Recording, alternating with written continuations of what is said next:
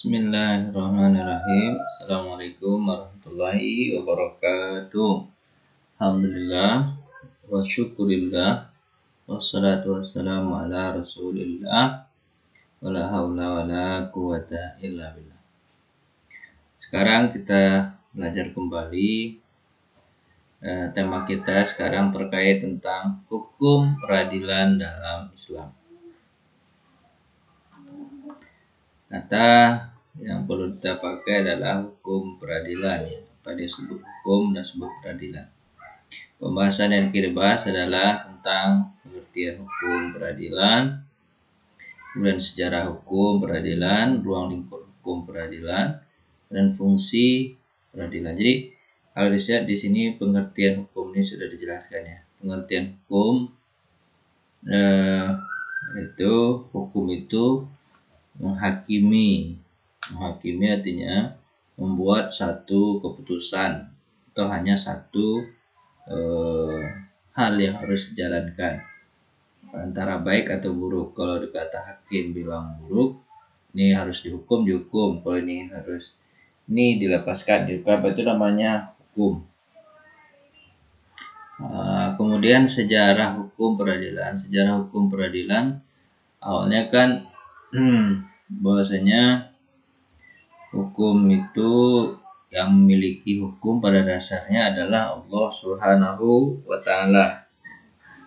Yang punya hukum itu Allah Subhanahu wa Ta'ala, kemudian mengutus nabinya untuk menerapkan hukum tersebut. Pada mula-mula Islam, hukum itu dijalankan oleh Nabi Muhammad SAW. Kemudian makin lama makin besar Islam itu, maka Rasulullah SAW minta bantuan kepada Ali bin Abi Thalib untuk menjadi hakim di Yaman. Maka hakim itu juga nama istilah lainnya dalam bahasa Arab disebut dengan qadi atau yang memutuskan. Maka Ali termasuk hakim. Pada masa Abu Bakar juga begitu, memutus para sahabat-sahabat untuk menghakimi sesuatu yang disengketakan oleh masyarakat. Ruang lingkup hukum itu, kalau dalam Islam itu kan, hukum itu ada hukum yang berhubungan dengan Allah disebut dengan hablum minallah, ada hukum yang berhubungan dengan manusia disebut hablum minannas, atau disebut dengan muamalah. Kalau hablum minallah yang memutuskan hukum seperti ibadah. Ibadah itu terbagi dua, ada ibadah mahdoh, ada ibadah ghairu mahdoh. Kalau hukum di antara manusia itu adalah hukum hablum minannas seperti hukum muamalah antara manusia, seperti hukum ekonomi, hukum kriminal, ya kan? Nah, itu hukum di antara manusia. Tujuannya adalah untuk mencari kemaslahatan di antara manusia. Terus fungsi peradilan ya. Fungsi peradilan ya tadi yang disebutkan untuk mewujudkan kemaslahatan di antara manusia. Asas peradilan, dasar peradilan yaitu pertama adalah Al-Quran dan Sunnah. Dalam Islam Al-Quran dan Sunnah. Kalau di negara kita dasarnya adalah Kitab Undang-Undang KUHP atau KUHAP, KUHP atau Kitab Undang-Undang Dasar 45 gitu. Unsur peradilan Islam, unsurnya adalah ada hakim tentunya, ada terdakwa, kemudian ada jaksa, kemudian ada macam-macam. Inilah pembahasan tentang peradilan dalam Islam. Jadi coba kita lihat. Tadi sudah definisikan pengertian hukum. Secara etimologi hukum bermakna mencegah, dan secara leksikal bermakna menyelesaikan atau memutuskan urusan dan mencegah seseorang dari apa yang diinginkannya. Jadi Anda menjalankan satu keputusan, apakah dia dilepaskan atau dipenjara, itu namanya hukum. Tetapkan suatu.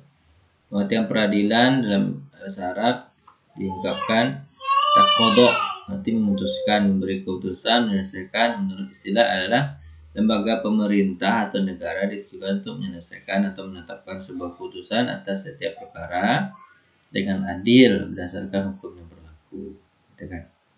Itu namanya peradilan. Jadi lembaga negara, artinya peradilan itu adalah lembaga negara untuk mencari. Peradilan itu berasal dari kata adil, tidak memihak dan tidak pula berat sebelah. Itu kemudian peradilan qada, bahasa Arabnya qada, hukum, menyampaikan hukum syar'i dengan jalan menetapkan kekuasaan, ya kan? Oke, lanjut. Sejarah hukum peradilan dalam Islam.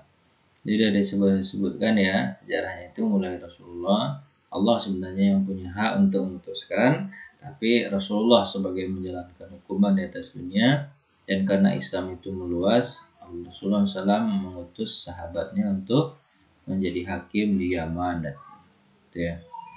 Ya, contohnya di sini. Lanjut. Ya, pada masa Abu Bakar juga khalifah pertama pernah mengutus Anas bin Malik qadi di Bahrain, sedangkan Umar bin Khattab pernah mengutus Abu Musa Asy'ari qadi di Basrah, Abdullah bin Mas'ud di Kufah, ya kan?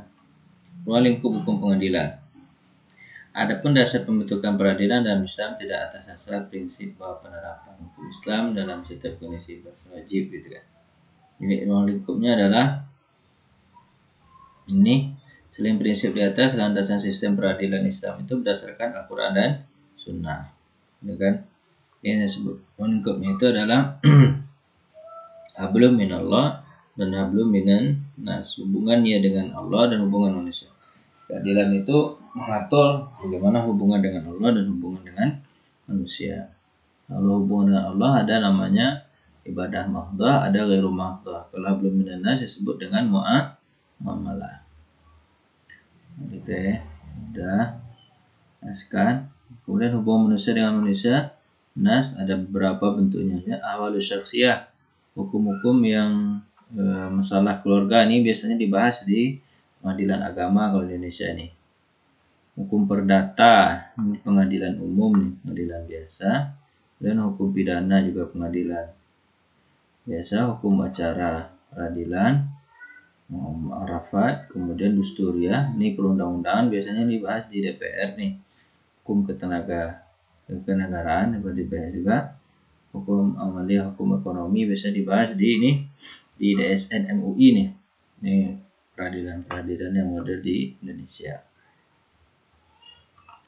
Nah, jadi fungsi peradilan itu adalah mendamaikan kedua belah pihak yang bersengketa, menetapkan sanksi yang menerapkannya kepada para pelaku perbuatan, tentunya amar ma'ruf nahi munkar, dapat melindungi jiwa, harta, dan kehormatan masyarakat, menciptakan kemaslahatan umat, tetap tegak berdirinya hukum Islam.